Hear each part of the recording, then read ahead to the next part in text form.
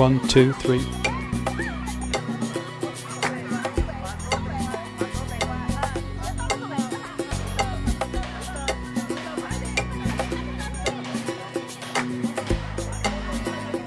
Alright, you haven't got sound. Okay, so just...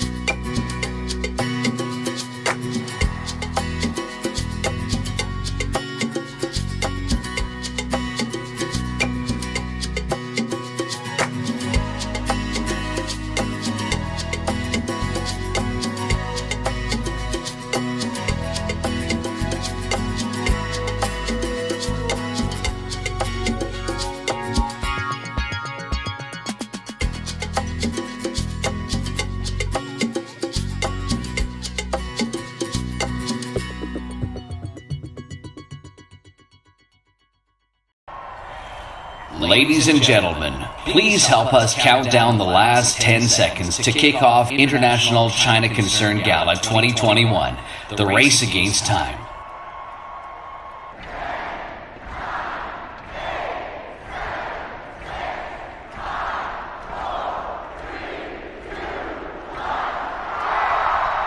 And now, please welcome your Master of Ceremonies, Mr. David Gotts.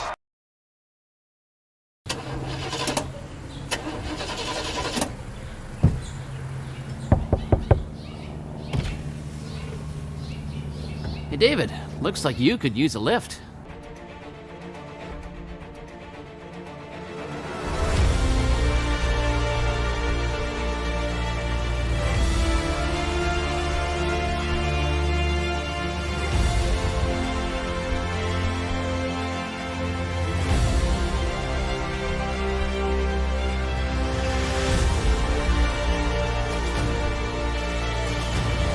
All right, what can I get for you? Can I get 2 black coffees, one with 1 sugar, please?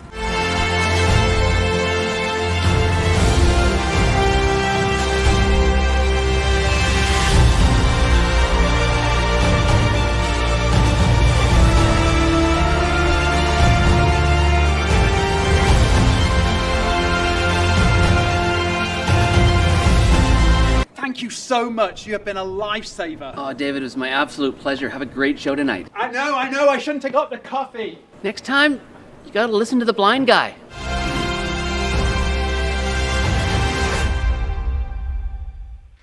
Hello, my name is David Gotts, and I'm the founder of International China Concern and your host this evening. I'd like to welcome all our friends from Eastern Canada to the Race Against Time Gala. We're excited to have you with us and we're looking forward to a fun, inspiring and meaningful time together. Just for the record, I am actually wearing my jeans now. I hope you enjoyed that funny skit. I want to give my thanks to Canadian Para-Olympian Donovan Tilsley. We had such a lot of fun making that video.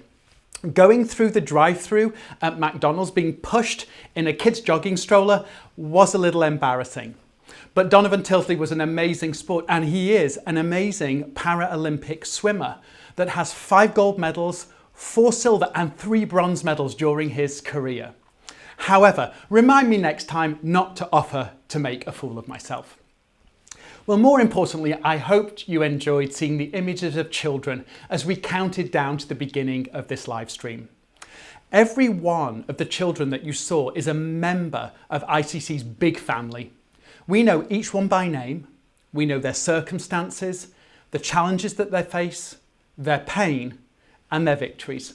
And we're with them every step of the way as they run their race. This evening, first and foremost, is about these children. It's about the 620 children that ICC already serves. And even more critically, it's about the thousands of other children with disabilities that ICC has the opportunity to serve. For those children with a disability who are still in China's welfare system, as well as for those families raising a child with a disability that are still waiting for help, time is running out. That's why tonight's event is called The Race Against Time.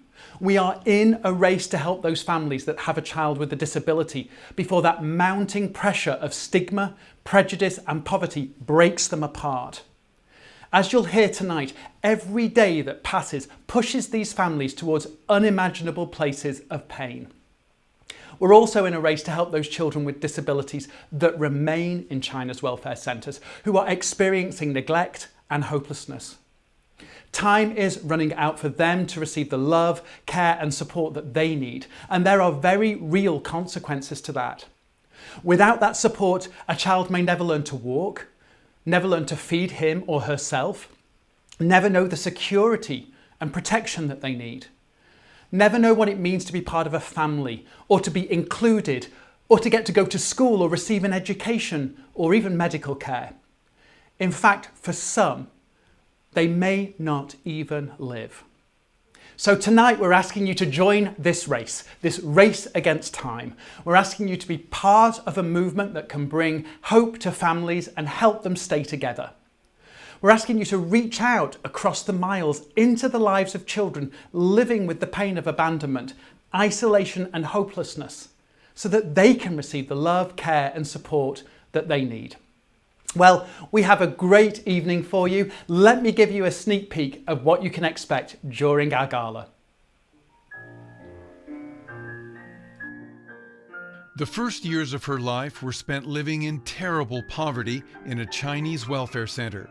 Tonight, Sun Wu shares the story of her 25-year journey to become an accomplished pianist and music teacher. Living with a disability creates challenges no matter where in the world you are. Meet Lowell and Julie, a couple whose passion for adventure has taken them across the globe. Although Lowell is blind, he does not let that limit his dreams, and his sights are now set on representing his country in the Tokyo Paralympics. Meet Liang, a young boy with Down syndrome whose race has just begun. Expected to die as a baby, Liang has defied all the doctor's expectations and is growing up as a beloved part of the ICC family. Jiaxin's mother contemplated taking both her daughter's life and her own because of the pressure and isolation of raising a child with a disability. We'll hear of the hope that Jiaxin's mother found and how that hope can impact 7,000 more families. I'm so excited about this evening. Over the last months, I've had the opportunity to connect into some amazing stories, and I've had the opportunity to meet some incredible people. And I'm in no doubt by the end of this evening, your hearts will not only be touched, but you're going to be greatly inspired by these amazing people. Well, this evening we are also trying to raise funds so that ICC's work can impact even more lives. And we have a big goal this evening. Our goal is to raise $100,000. So we're ready. Let's launch our live thermometer and take a look. Okay, we are currently at $865. So we are already out of the starting gate. So a big thank you to those of you that have already given before tonight's event. Now, what I love about this thermometer this year is that we have a runner. I don't know if you can see him right there with running prosthesis, and every gift is going to move him closer to his finish line. We know that many of you already give generously to ICC, and we're so thankful for that. But we hope this event both challenges you and inspires you as you see what ICC is racing to do and that lives that are waiting to be changed. Later on, as we come to the end of our evening, there will be time for you to reflect on all that you've heard and seen and to decide what your response will be. However, if you aren't able to stay around for the whole event, here is the link that will enable you to donate this evening. It's www.givecan.live, www.givecan.live.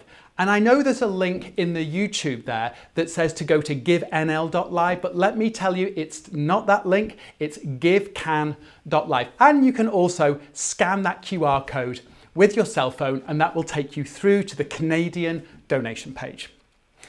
At whatever point you make a donation this evening, your gift will be added live to this live thermometer, and it's going to move us closer towards our goal.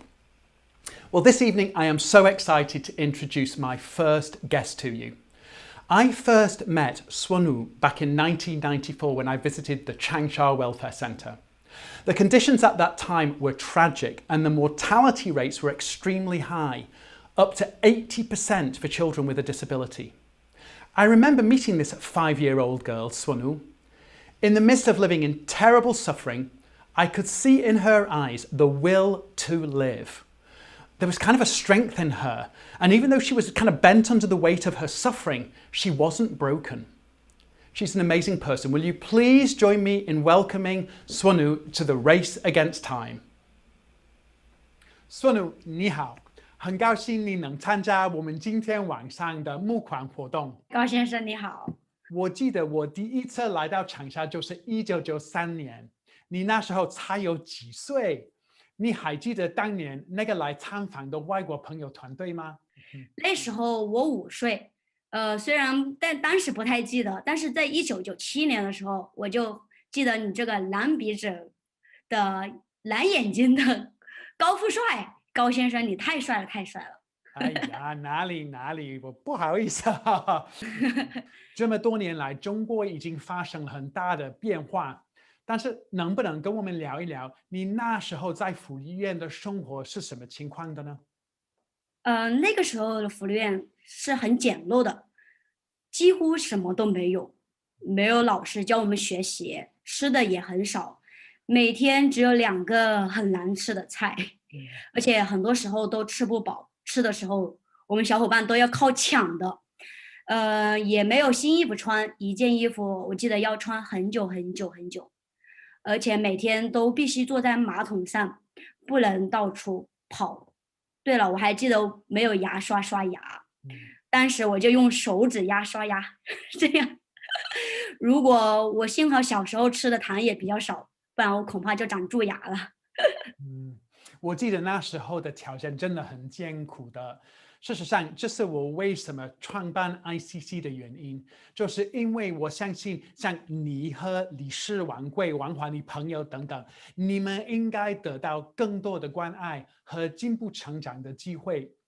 我记得我们绿洲中心由1997年1月正式成立，那是 ICC 和中国政府合作的第一个项目。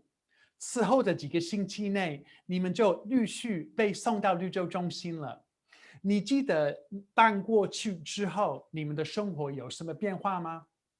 变化太多太多了，比如说进门出门都有不同的衣服和鞋子，晚上睡觉还得换睡衣，以及最记得的是每天饭后都必须要刷牙的，每天也有很丰盛的菜肴，3菜1汤，上午和下午都有水果吃，中午还要午睡的，每天还有老师教我们学习、做游戏，还有好多的玩具和衣服。我们的生活就像公主般的生活一样。我知道你一直有一个想学习钢琴的梦想，那你是不是到绿洲中心之后开始学的？又是什么帮助你真的实现了这个梦想呢？从小在绿洲当时其实还不知道什么是钢琴，我们那个时候只有电子琴。后来有一次偶然的机会，ICC 有一个爱心人帮我们捐赠了一台钢琴，然后当时我们机构的一个小朋友也在学习钢琴，我就在旁边偷学来着，然后偷学来着呢，然后呢，有个新加坡的林老师发现了，他就说：“孙武，你是不是想学钢琴呀？”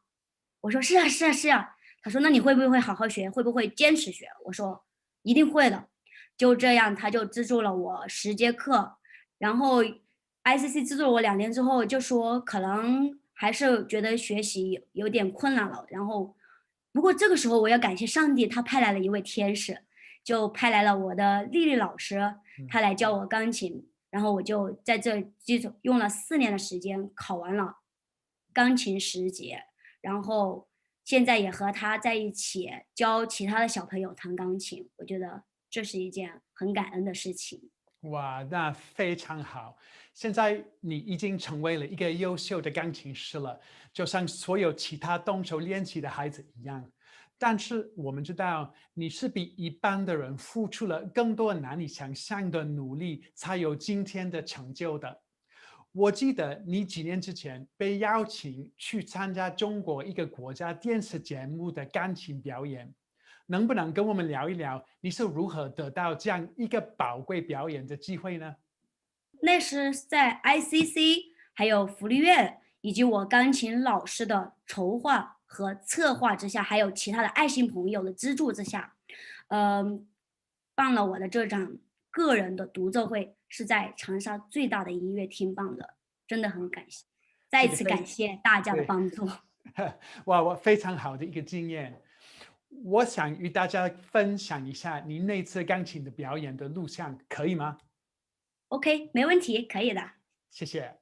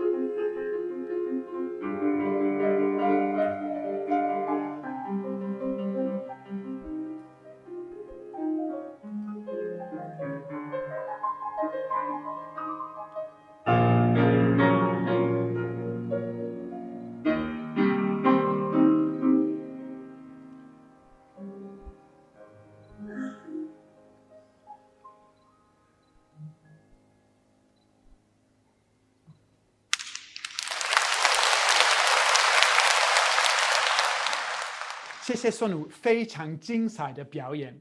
我们很荣幸 ICC 成为你生命成长的一部分。现在我们世界上的朋友，他们都知道你的故事，也看到了你很精彩的表演。在我们时间结束之前，你有什么话想对大家说的呢？如果没有几年前的高先生你的帮助，就是来探访我们这个福利院，可能就没有现在的 ICC， 就是也没有现在的我。因为我觉得就因为你们的到来，你们的爱，让我的生活真的是有了一个翻天覆地的变化。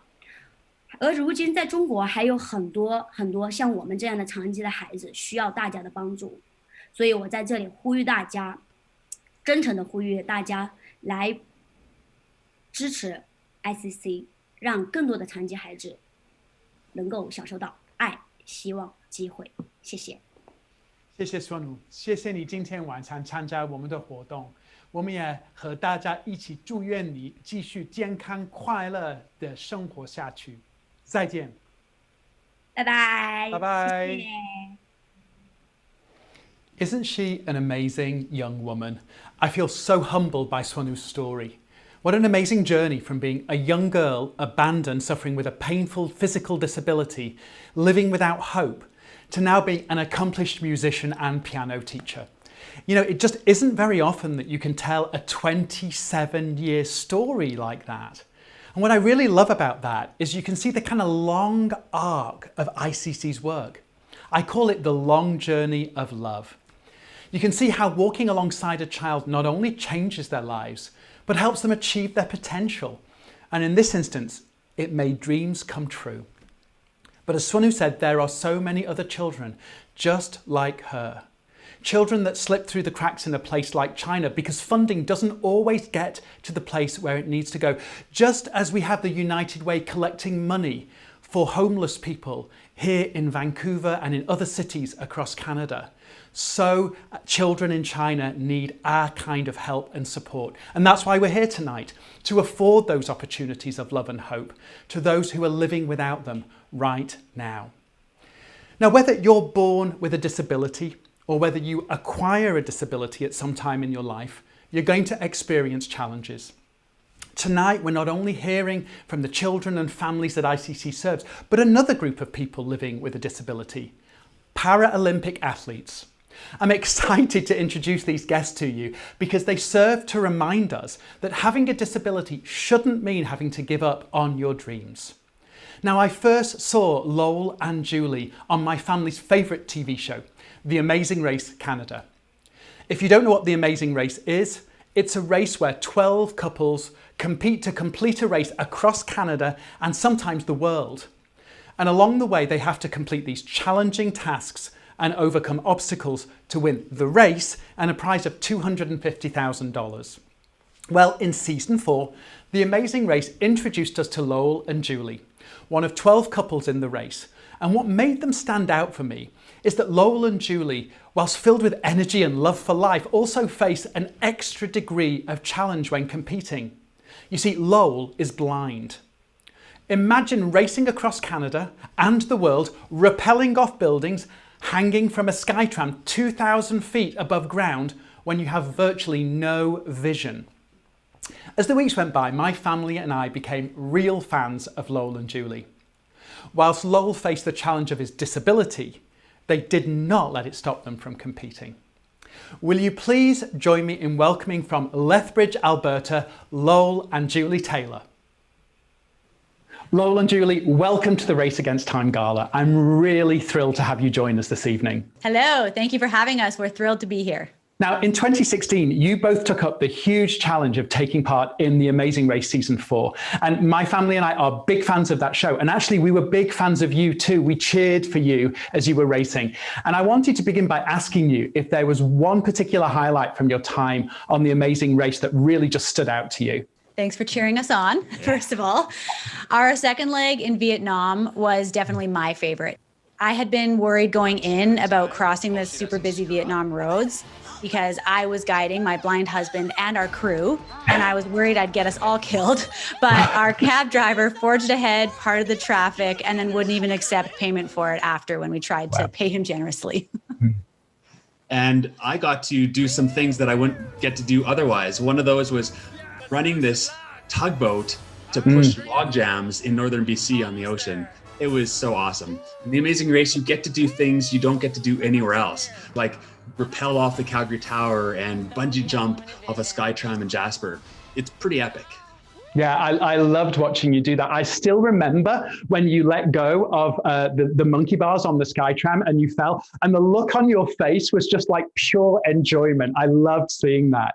And I wanted to ask you, where does this adventurous spirit come from, and what led you to take part in the Amazing Race? Shortly after getting married, we actually lived in New Zealand for a year, and we took part in every single crazy adventure that they had to offer.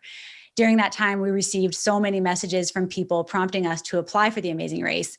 But at that time, the Canadian version didn't even exist. When the Canadian one did start, we watched with special interest. And it was in 2016 that we thought, oh, Lowell still has a little bit of sight left. And our kids seemed old enough to leave with my parents for 5 weeks. Looking back, they were babies and we were crazy. They were only 3 and 4. But I love hanging out with Lowell and giving him the chance to see and do as much as possible before he loses his sight completely was definitely motivation enough for me to do the race with him. Yeah, I'm a blind guy who doesn't look blind.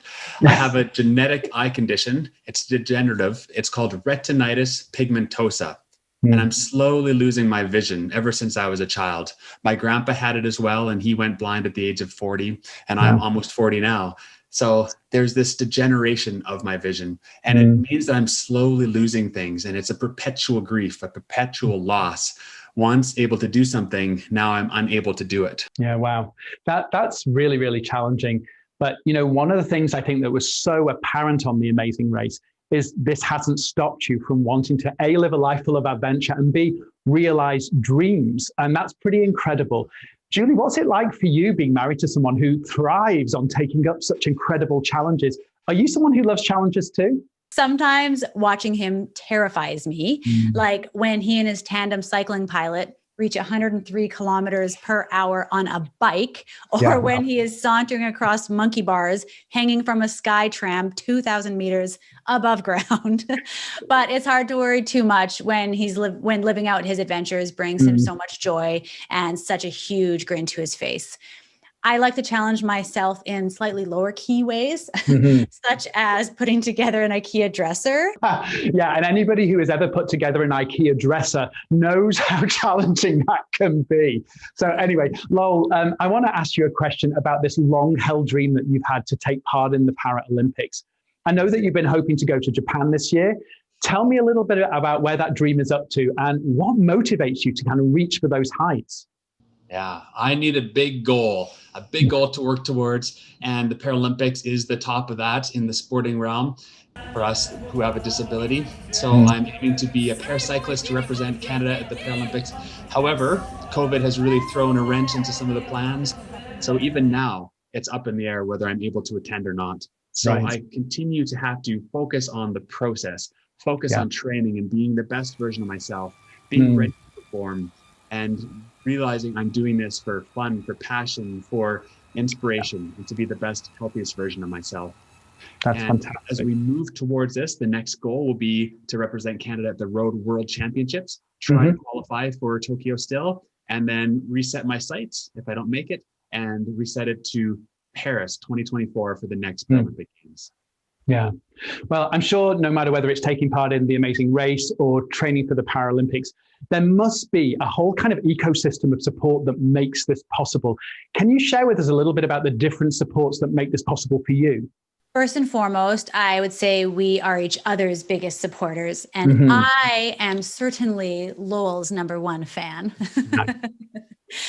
But we also have tons of amazing and supportive family and friends. And at the very top of that list is my parents.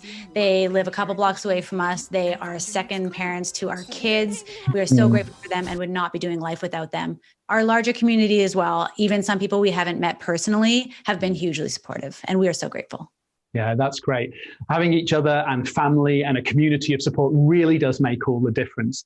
And as you know, unfortunately for the families that we work with in China, those families that have children with disabilities and the children themselves, they don't have those supports. They don't have that kind of community system, family systems around them to support and encourage them. And when you hear about children living in these immensely difficult situations of stigma and prejudice and poverty, what goes through your mind? What goes on in your hearts? The first word that comes to mind is unfair. We feel so lucky that we were born into loving, functional family units in a country like Canada. We have so much privilege and so much to be grateful for. Children do not choose to enter life in these situations, so it doesn't seem fair and it hurts our hearts. And realizing that privilege, it also makes us feel this immense amount of responsibility that we can be part of supporting others and supporting those who are struggling through all of their different challenges. Well, and you're definitely doing that tonight through taking part in this Race Against Time Gala. Lowell, Julie, you have been such an inspiration to my family. And so I really want to thank you for that, because you're showing us something. You're showing us an example of what it means to live life to the fullest, even when you're facing great challenges. And as we come to the end of our time, I'd love to give you an opportunity to speak a few words directly to those people that are watching tonight. We want to thank everyone for coming to the gala this evening. This work is changing the lives of really vulnerable children that need our help.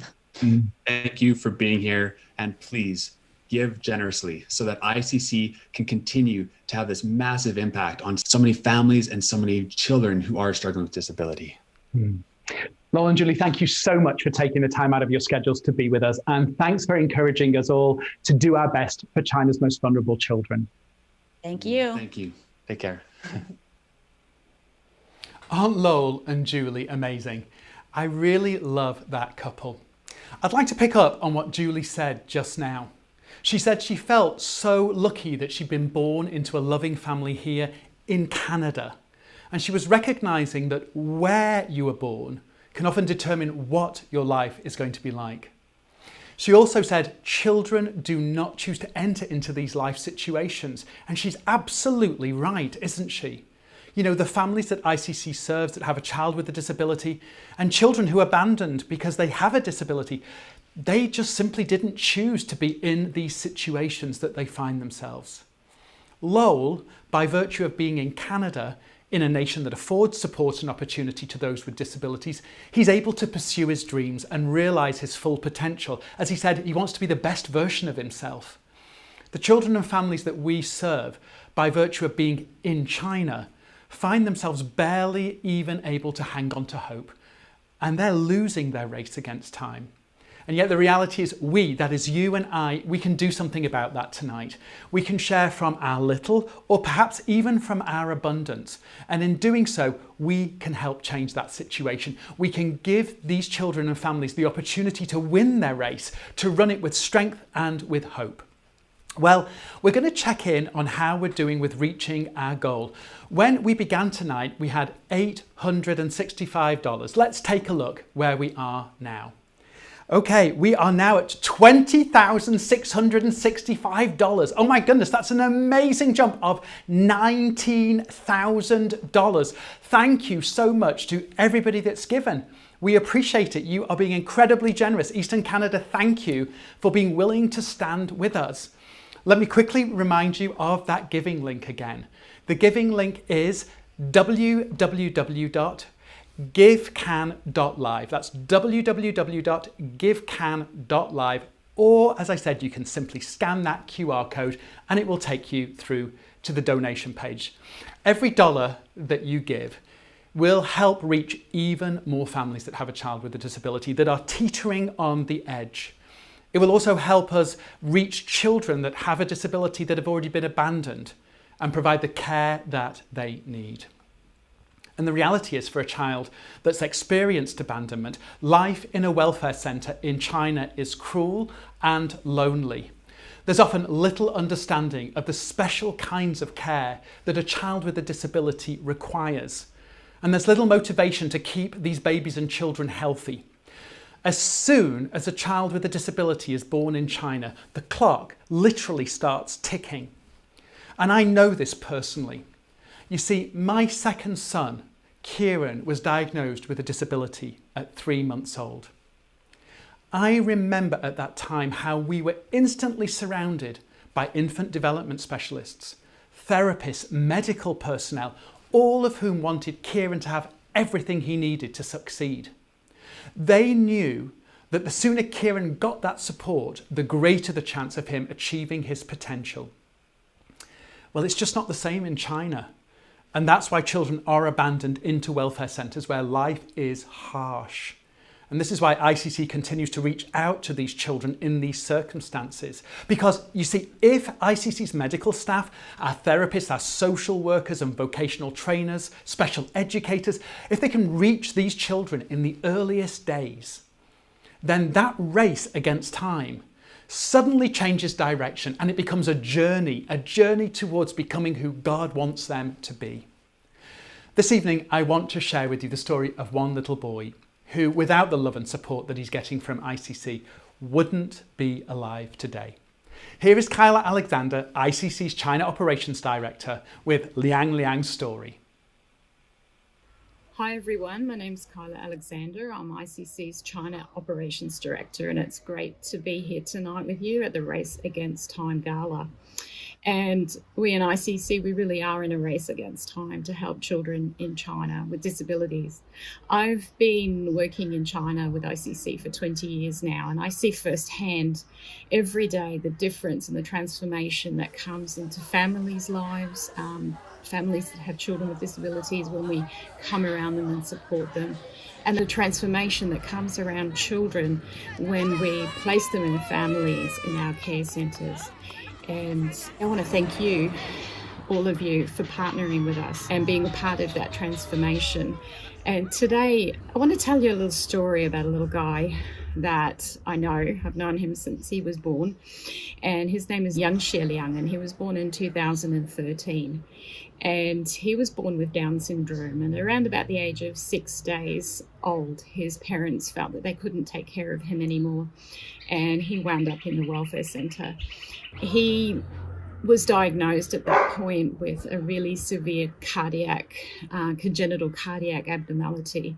And we were told at the time, he was in welfare centre care at the time when we first met him, and we were told that he wouldn't live. His heart defect was so severe that he just wouldn't survive. So we began to support the welfare centre in providing him care. We didn't have any space in our care centre at that time, but we began to support them. And this little guy continued to survive the next couple of months, and it was decided that he would move into our ICC care centre and we would give him care for as long as he lived and as long as he needed.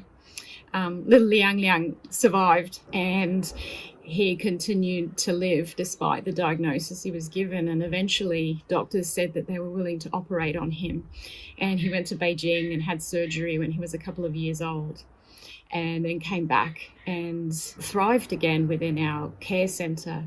Liang needs pretty specialised therapy. He needs very specialised education services.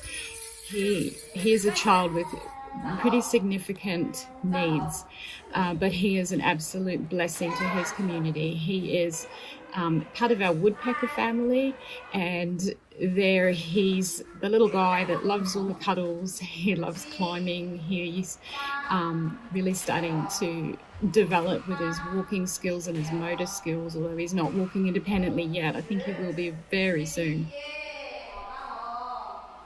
Just watching him run his race and meet his goals and meet his potential through the love that he's been given through ICC is such a great blessing. And you make that possible.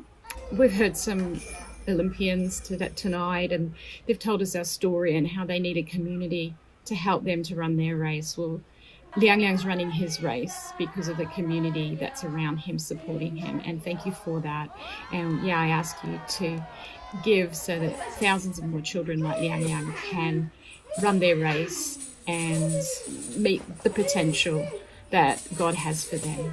So good night, and God bless, and thank you for supporting ICC with the work that we do. For me, this is a beautiful example of a little boy who would have died in a welfare centre. But because he came to ICC as part of the woodpecker family, he didn't just survive his disability, but he's now thriving. It's wonderful to see Liang developing in this way. Now, last year, I was really excited to premiere a song that had been written for our gala by one of ICC's staff. This year, Alison Kennedy, our very own head of physical therapy and singer-songwriter, has blessed us again with a new song. So sit back and enjoy The Race by Alison Kennedy.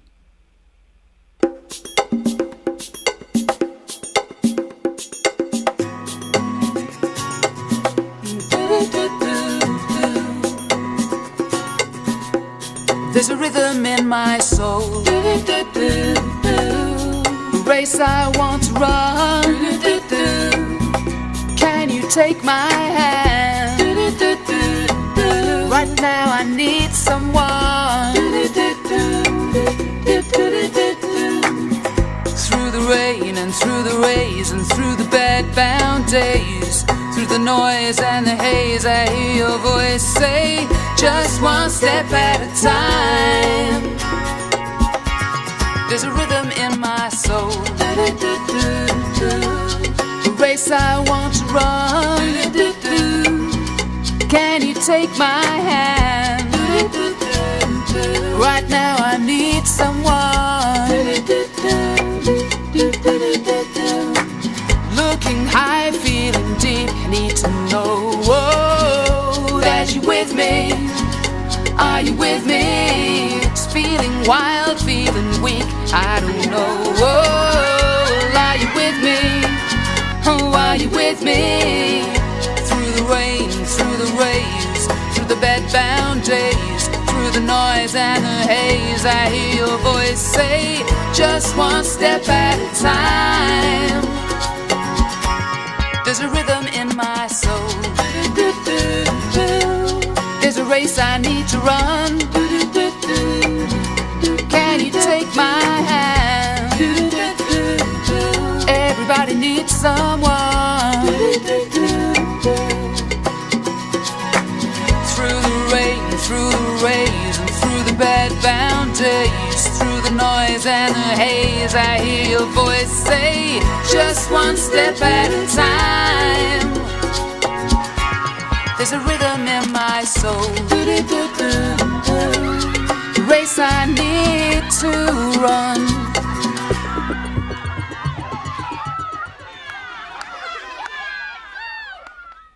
I think the words of that song speak what children with disabilities and their families would say to us directly if they could speak to us. They'd say, there's a race I want to run, and we can help them do it tonight. Now, my next guest's life was unexpectedly changed in a single moment. However, being in a wheelchair whilst a real challenge has not stopped Josh reaching and attaining great heights as an elite athlete. Will you please join me in welcoming Team Canada Paralympic gold medalist Josh Dewick to the Race Against Time Gala. Josh, welcome to the Race Against Time Gala. I want to thank you so much for taking the time out of your very busy schedule to join us, and it's a real pleasure to have you here with us. David, it's so good to be here and be part of a team that serves a higher purpose of service around the world. So thank you for inviting me to be a part of the gala. Yeah, you're totally welcome. Well, Josh, you have a pretty amazing and inspiring story, but I want to begin at the beginning of that story and take you back to the moment when you had your skiing accident. Can you tell us a little bit more about that moment and how your life changed as a result of it? Sure, I'll do my best to give a brief summary. I grew up in the mountains, so that is a big part of who I am. I was part of a ski team and then ski community, and then evolved into becoming a coach. While coaching, I went to demonstrate a trick to the kids, blew it, over-rotated the front flip, overshot the landing hill, landed on my chest, dislocated my back. And not only did my world get flipped upside down by acquiring paralysis, I noted, and it was obvious, that the world of everybody that I was working with was flipped upside down. Yeah, I'm sure. I would imagine that, going through something like that, you've got to face some really dark days, life just being dramatically and traumatically changed. And it would be so easy to think about giving up after such a traumatic event.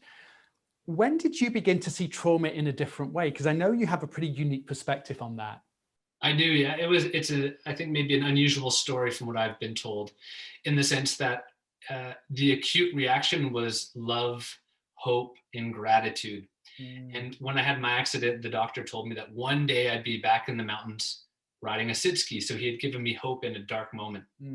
A girl that I was really interested in stopped everything in her world to come and support me when I needed it most. So now I'm filled with love, I'm filled with hope, and the ski community around came and supported me till I, so to speak, got back on my feet. Wow. And yeah, I mean, you've kind of answered part of my next question, but I know there's probably more to this as well, because I know recovering from that kind of accident, that kind of trauma, and then actually going on to become that elite athlete, it really demands so much. What's helped you on that journey? I mean, you talked about the girl who stopped her life and the doctor, but what have been the other things that have helped you on your journey towards being able to achieve your dreams and your goals? Straight up, I feel like it's because I'm Canadian. I think the resources were in place and there was so much support. So I would say support would be one of the key things. So there was hope, which is a powerful tool in creating change, love, which is there, which is such a strong foundation. And it just so happened to be at the right place and the right time to acquire a disability and feel the support of a nation to strive towards a dream and a goal. And you take hope, you take love, and you take an opportunity with a support network. And it was, what kid wouldn't want to go outside and play, right? What you've just touched on there, that love and that hope and that sense of opportunity, these are actually the three things that ICC brings to those that we serve. In fact, you may or may not know that, our slogan is love, hope, and opportunity for every child with a disability.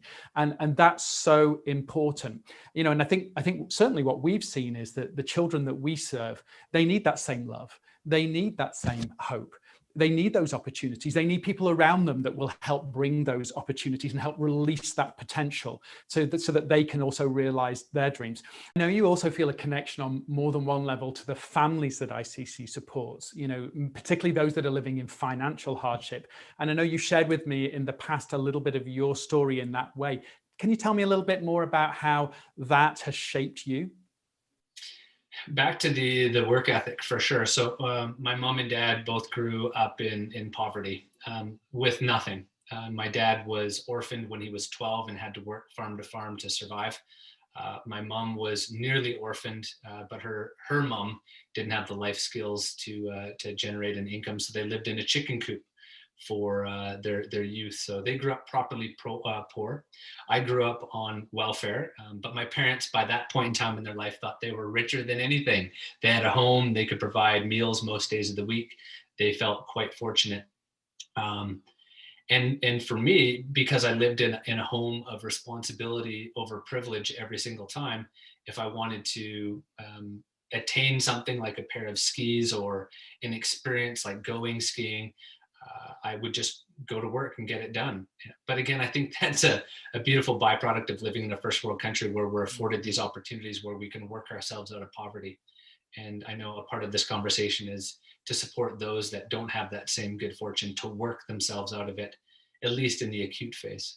Yeah, exactly. Yeah, so many of the families that we work with really live in fairly extreme poverty, and they would love to work themselves out of it, but they find themselves so many times victims of stigma and prejudice that doesn't allow for that to happen. Well, Josh, just as we come to the close of this time together, I'd like to give you an opportunity just to share a few words with those that are watching this gala tonight. I encourage everybody who shares these views and is here to support the ICC Children's and Youth to give generously so that we can change these stories and that they become so much more than just trauma and tragedy. Their stories will become ones of resilience and transformation and potential. We know that, David. We all know that as children of God and inhabitants of this planet, we all have a potential. We all have a spark, a divine spark that we need to express. And if we can just give that first step and a hand up, not a handout, but a hand up to these literally millions of people across China living with a disability, the opportunity to work, an opportunity to strive and to thrive through these difficult situations. I feel like we're going to do more than what we could ever imagine. And when I say that, I mean that they're going to bring a light to our world that is unimaginable. Because the human spirit is profound and contagious and beautiful. And I feel like the ask today is just to allow people to uncover that spirit that lives within. And the harder that God falls on us, likely the more transformative that spirit and that experience can be. Yeah, Josh, well, listen, thank you so much. Beautiful words. And thank you for being with us tonight. We want to wish you every success as you prepare to lead Canada's Paralympians at Beijing 2022. And goodbye and God bless. Thank you. Josh is such a great guy, isn't he? You know, what I love about him is not only his belief that those with disabilities can achieve great things, but they're an integral part of bringing change to our world. We believe that in ICC. We believe that the children that we serve and the families we serve, they change their communities. And Josh knows that it's taken a whole community of people to help him realize his dream of becoming a Paralympic athlete. And again, we see this in ICC. Having a community around you to support you and help you to succeed is just so critical when you have a disability. The children ICC serves need that community too. They need family, and that is what we in ICC become to them. And they need community.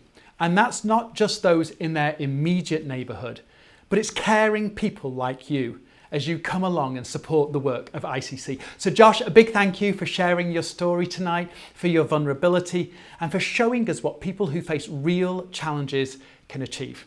Okay, well, we're going to do another check-in. Let's see where we are up to. So, wow, we have jumped up to 22,500. That is absolutely incredible. We are almost heading towards a quarter of our goal. Now, for you Eastern Canadians that are feeling maybe a little pressure, we still have our Western Canada event happening at 7:30 Pacific time. So, whilst we may not get all the way to that 100,000 with Eastern Canada, I am convinced that together, Eastern and Western Canada can get us across that line. But of course, thank you for your incredible generosity this evening. We are moving closer to our goal. A quick reminder of that giving link for you. Here it is. It is www.givecan.live. That's www.givecan.live. And again, you can scan that little QR code there and it will take you through to our donation page. Please do give generously. I'm not asking it for me, we're asking it for the children of China. As I mentioned earlier this evening, something personal. My second son, Kieran, was born with a disability. Now, my wife and I didn't find out about Kieran's challenges until he was 3 months old, which is when he began having seizures. You can probably imagine that learning that Kieran had a neurological condition was a shock, and it was really overwhelming.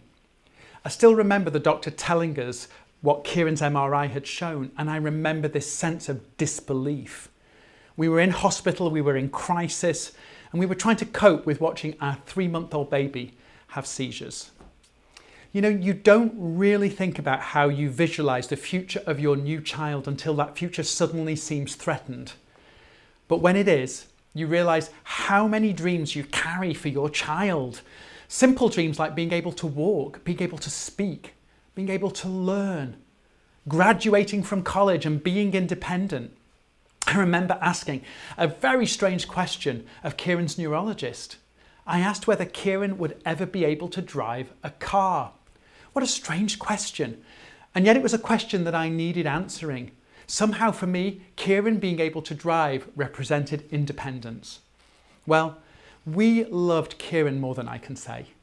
But the reality was that as a parent, walking through those months was very difficult. Being in hospital, dealing with reoccurring seizures, walking through the years as we experienced a deep sense of loss when Kieran's speech didn't develop and he couldn't walk easily.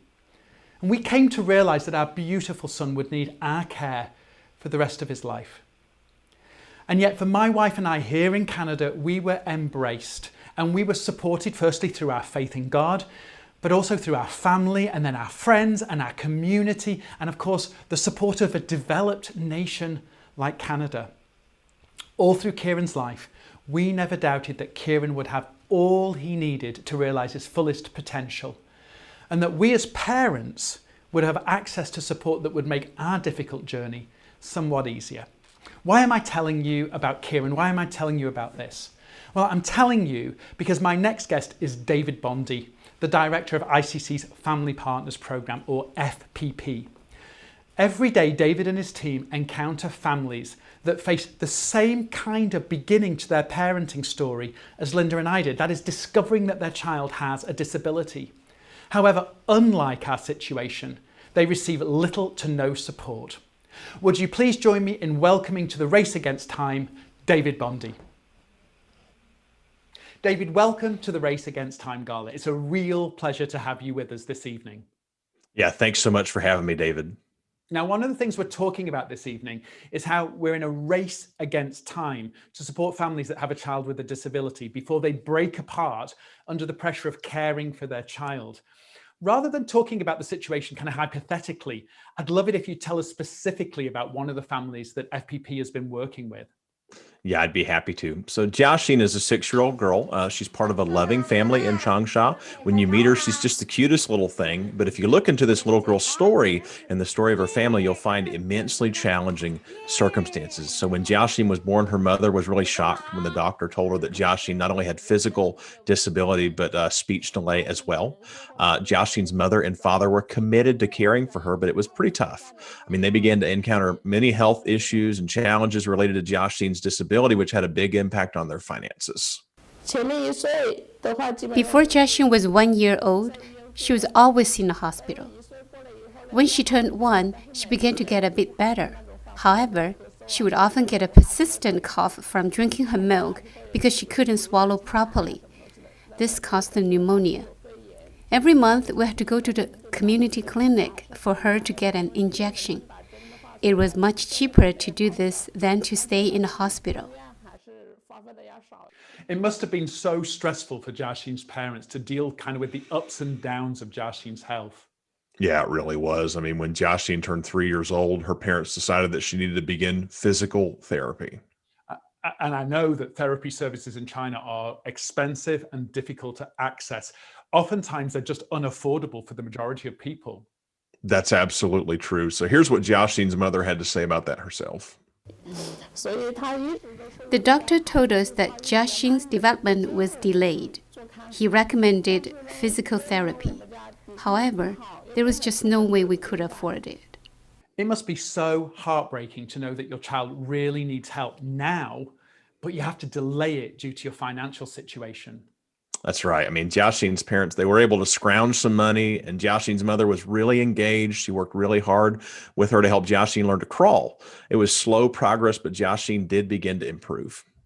We did 2 months of physical therapy as the doctor told us that if Jiaxin could learn to crawl, then maybe she could learn to walk. When she was 1 year and 3 months old, Jiaxin herself was eager to walk. When she managed to get her body in a stable position, she was able to move forward. However, she still wasn't able to stand independently. So Jiaxin had to stop her therapy when the money ran out, which must have been so difficult.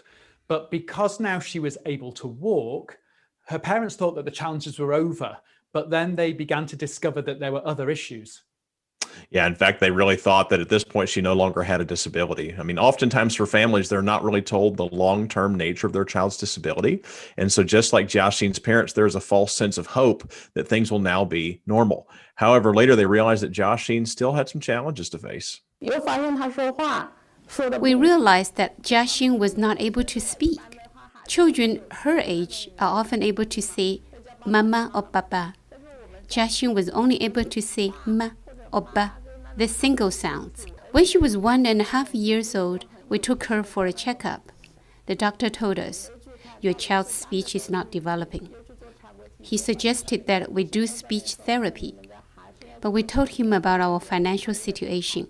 He mentioned that there are some organizations that can help, so we called the Disabled People's Federation. So Jiaxin's mother once again faced not only the challenge of having insufficient finances, but also of needing to try and find somewhere that could help her with providing Jiaxin speech therapy. And that must be so emotionally and mentally exhausting to be aware that your child needs intervention in order to continue to develop, you don't have the finances, and actually you don't even know where to look for that help. Yeah. What made matters worse was that when she contacted the China's Disabled People's Federation, which is one of the organizations the doctor was referring her to, she was told their funding had run out. If she wanted to get any kind of support, she'd have to move to another city that still had funding available.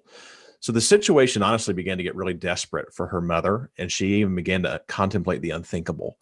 She began to consider whether it might be better for her to take Jiaxin's life and that of her own. I mean, she was desperate, out of options, and she didn't know what else to do.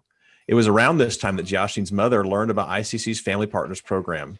Our cross-care team began not only to work with Jiaxin, providing her with therapy and education, but to also support the whole family as well. And this made a radical difference to each member of that family.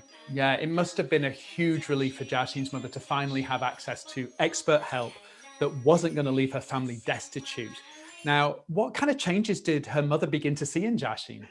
Well, two big ones she's seen. First of all, Jiaxin's speaking.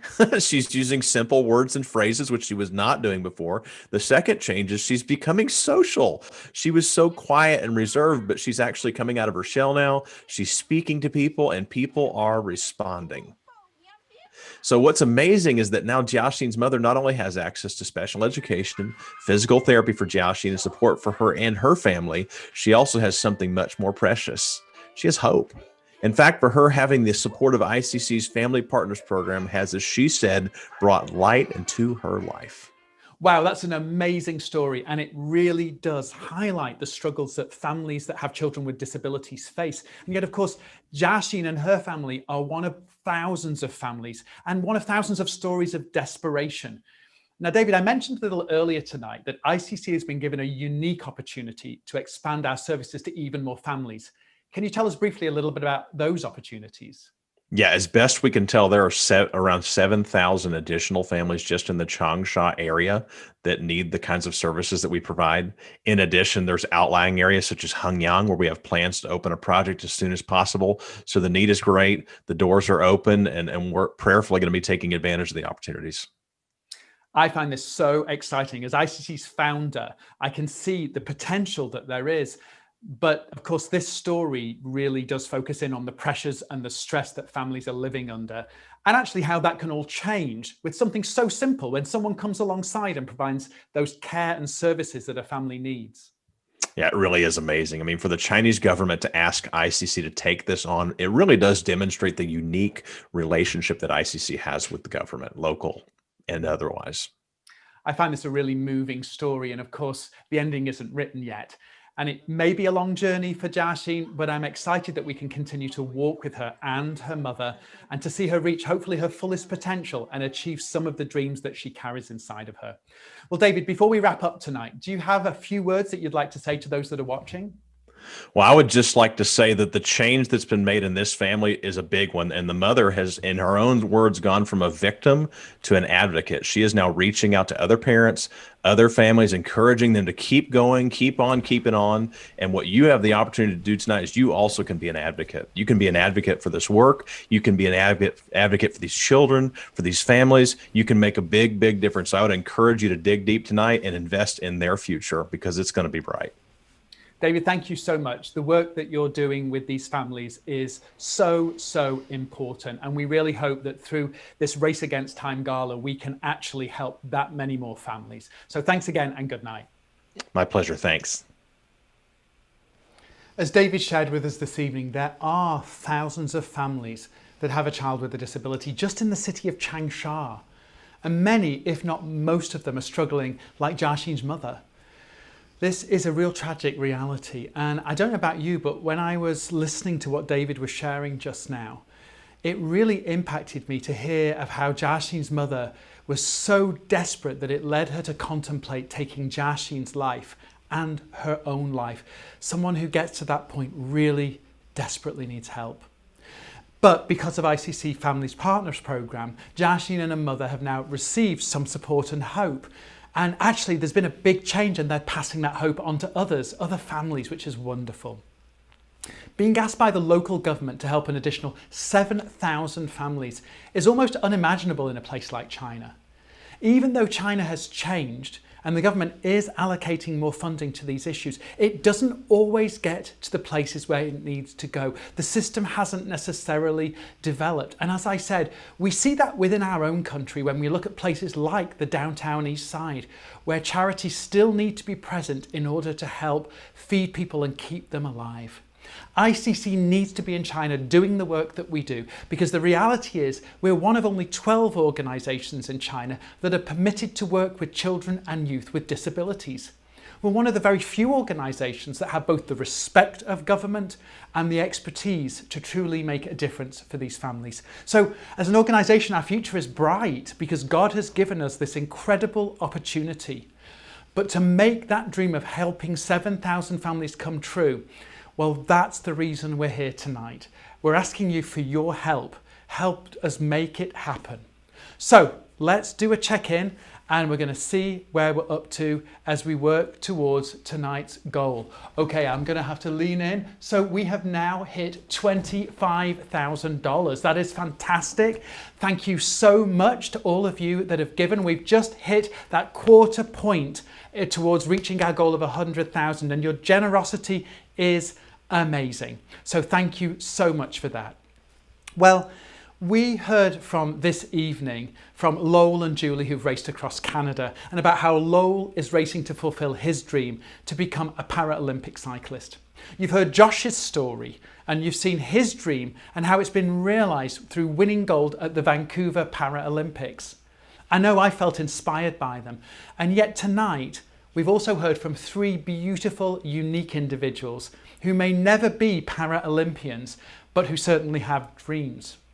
We heard directly from Swanu, who began life abandoned, suffering, without hope, and how her dream to become a pianist and a music teacher has come true with ICC's help. And we've heard about Jiaxin and Liang, two young children whose race could have easily been cut tragically short, and yet who now have the opportunity to realise their potential and discover their dreams. Here's what I see tonight. I see that for each one of us, for you, for me, for the children in China, our dreams are different. We're all unique. We all carry around different dreams inside of us. The dreams of Lowell are not Josh's dreams. Swanu's dreams will not be Liang or Jiaxin's dreams. Dreams are all different. What does it look like for ICC's children to dream? What does achievement look like? What is their gold medal? Well, I'd like to share with you a video that literally shows the bumpy journey that some of ICC's children face as they seek to achieve something that comes so naturally to most of us. That is learning to walk. Take a look. There's a rhythm in my soul, a race I want to run. Can you take my hand? Right now I need someone. Looking high, feeling deep, I need to know that you're with me. Are you with me? It's feeling wild, feeling weak, I don't know. Well, are you with me? Oh, are you with me? Through the rain, through the rays, through the bed-bound days, through the noise and the haze, I hear your voice say, just one step at a time. There's a rhythm in my soul, a race I need to run. It's beautiful to see these two children learning to walk. Such a simple thing, isn't it? And yet for them, it's like winning gold at the Paralympics. Well, around the world, ICC has people just like you that stand with us. Here in Canada, there are many of you, and we are so thankful for that. Because through each person's generosity, ICC is able to expand our reach and to help and give hope to even more children and families. I'd like to introduce you to one of our supporters, Brandon Huey. Brandon and his family are local business owners here in Vancouver and have been long-time supporters of ICC's work. Hi, my name is Brandon Huey, and with International China Concern, I have a couple hats that I wear. Our family business, Park Georgia Insurance, has been long-term supporters of ICC over the years, even before the 5 years that I returned to Vancouver. I'm also on the board of Lord's Peace Chapel, which has been, again, long-term supporters. And just last year, LPC has merged with West Point Great Baptist Church, where I also am on the board, and I'm also treasurer, and we also will be supporting there as well. But the reason why we do support is just because of the great and transformative work that ICC does in China, especially with the most vulnerable children and youth. And every time we get an update from the ICC team or with David Gotts, I mean, we always learn something new, and their scope of service just continues to expand. And most recently with an extension of services to families outside of the centers in supporting them and their support of their disabled children as well. So we are very keen to support, and we just want to encourage you at this Race Against Time Gala to give generously so that ICC can continue to work and build their ministry in China.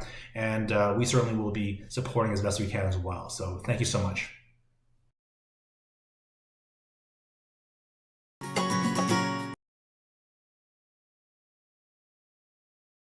And I want to sum up for you what this race against time is all about. It's about racing to reach families that are going to break apart without help. It's about racing to reach children who are living a hopeless existence. Without help, they cannot make it. It's about reaching 7,000 new families that ICC has been invited to support. And it's about giving all of these children the opportunity to fulfill their potential and realise their dreams rather than living quiet, desperate lives in poverty. It's about in the future being able to tell thousands more stories like Swanu's. It's about Liang and helping him run his race, and it's about Jiaxin and her family as they not only receive hope, but they now pass it on to others. This is the race against time, and this is where you come in. You see, in ICC, we trust that God will provide all that we need. However, we know He often does that through caring and compassionate people like you. And so tonight, I want to invite you to give generously. Let's check in on where we're at this evening. Okay, we're at 30,700. Well, you have the ability to help us reach the finish line tonight. This is where we come to our response time. So if you haven't already given, this is your chance to help push us closer towards our goal. Whilst considering your response to all you've heard this evening, enjoy Alison's song, The Race, one more time with these images of ICC's children.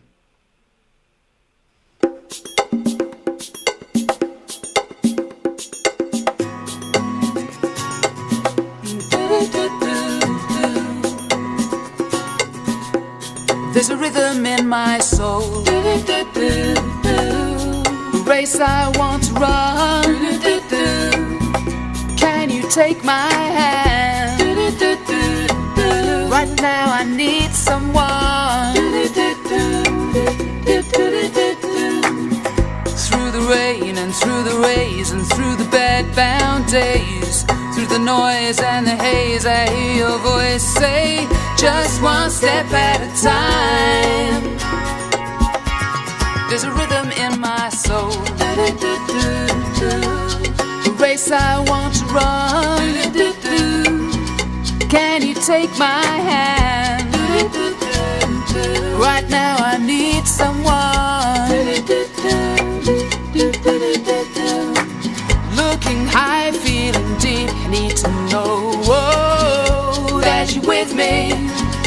Are you with me? It's feeling wild, feeling weak, I don't know. Are you with me? Oh, are you with me? Through the rain, through the rays, through the bed-bound days, through the noise and the haze, I hear your voice say, just one step at a time. There's a rhythm in my soul, there's a race I need to run. Can you take my hand? Everybody needs someone. Through the rain, through the rays, and through the bed-bound days, through the noise and the haze, I hear your voice say, just one step at a time. There's a rhythm in my soul. The race I need to run.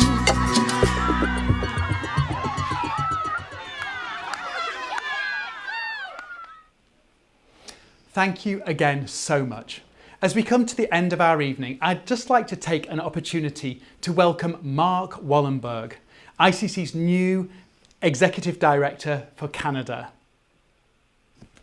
Mark, it's great to be with you and everyone from across Eastern Canada. Now, I know you've only been in this role of Executive Director for a few months now. Mark, can you tell us briefly about the journey that's led you to ICC? Well, for the last 25 years, I've been on this journey of discovering God's heart has a particular bias towards the orphan, the poor, and the oppressed. As a pastor and then as someone who worked in another organization that addressed issues of injustice, I've come to a strong conviction that all of us have a responsibility to love mercy and to act justly. ICC embraces all of these values. We provide practical help to those children who have experienced abandonment, but we also work with families and support them so that abandoning their children with disabilities does not seem like that's the only option they have. Yeah, Mark, I really, really love your heart for justice and mercy. That just fits so well with ICC. And I'm so glad that you're now sharing that heart in ICC. Mark, this is your first Gala event, so permit me to be a bit cheeky and ask, has it been good? Have you enjoyed it? Oh, it's been great. I've really enjoyed hearing from all the people that have contributed to the Gala. And I think the message that I hope all of us hear is this: when you have people who believe in you and see your potential, so much can be accomplished. Exactly. People who believe in you, community around you, that is absolutely essential. And we've heard that both from Swanu sharing tonight, we've heard it from the families that we're working with, and from the athletes that need that in order to achieve their goals. Okay, well, I know I'm excited. Let's do another check-in with our thermometer and see where we're up to right now. Wow, that's great. Amazing. I am so encouraged. Incredible. I know that we want to keep on going so that we can help as many families and children as possible. But before we finish up, Mark, I would love you to share a few words with those that are supporting us tonight. Well, I'm just really glad to be able to connect again with some of our supporters, especially those in Eastern Canada, and to hear about your passion for the work of ICC. For those of you who are new, who I haven't yet connected with, I look forward to sharing more with you about this amazing organization. Fantastic. Mark, thank you so much. It's a real pleasure to get to work with you. Enjoy the rest of the Gala. Good night. Good night.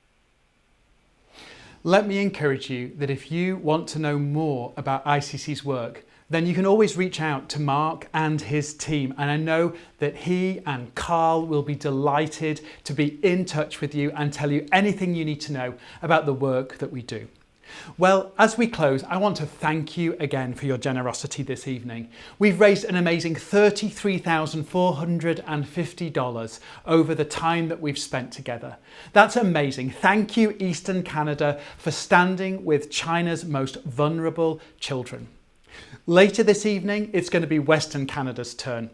And we're going to be really excited to share that final total with you because we believe that we can hit that target of $100,000. May each and every one of you know God's richest blessings in your own life as you continue to be generous. And thank you again for your support of China's most vulnerable children. And thank you for joining the Race Against Time. Good night.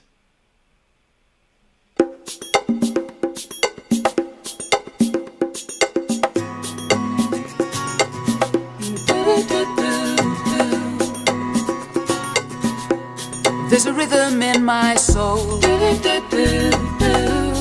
race I want to run. Can you take my hand? Right now I need someone. Through the rain and through the rays and through the bed-bound days, through the noise and the haze, I hear your voice say, just one step at a time. There's a rhythm in my soul, the race I want to run. Can you take my hand? Right now I need someone.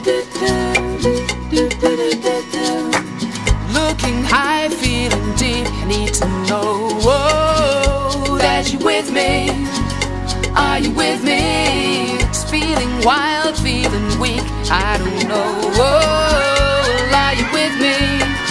Oh, are you with me?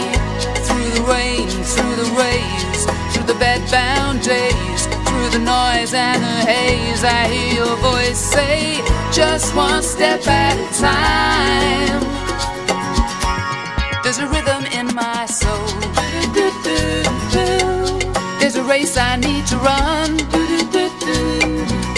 Can you take my hand? Everybody needs someone. Through the rain, through the rays, and through the bed-bound days, through the noise and the haze, I hear your voice say, just one step at a time. There's a rhythm in my soul. The race I need to run.